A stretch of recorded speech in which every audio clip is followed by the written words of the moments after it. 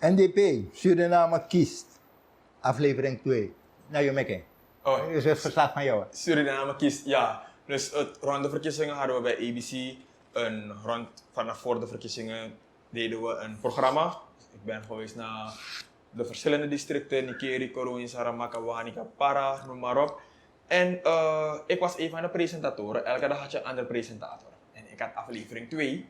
En 2 van mijn gasten waren de heer Waterberg van de politieke partij Dus. En mevrouw Angelique Del Castillo van DH91. En er was er nog een derde persoon bij, maar die naam is me ontgaan.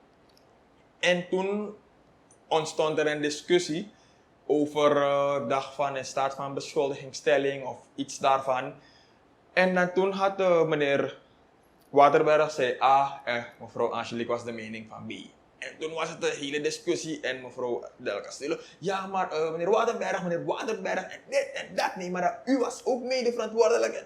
En ik zit daar als presentator en toen begon ik erin te komen. En ik had eigenlijk dat nooit meegemaakt om een programma te presenteren zo, en dat mensen zo fel tegenover elkaar waren. En dat was voor mij dan een uitdaging om ze tot orde te roepen van mevrouw Del Castillo, mevrouw Angelique, ik praat het.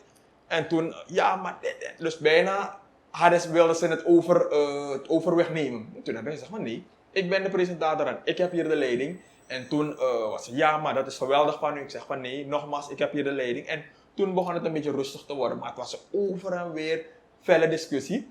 En voor mij als jongeman was het daar op dat moment een beetje uitdagend van oké, ga ik ze eigenlijk hun gang laten gaan of moet ik inkomen? Maar op dat moment ben ik ingekomen en heb ik eruit geleerd. Anderen kregen feedback van verschillende invalshoeken van oké, je zou het zo kunnen aanpakken of je hebt goed gehandeld.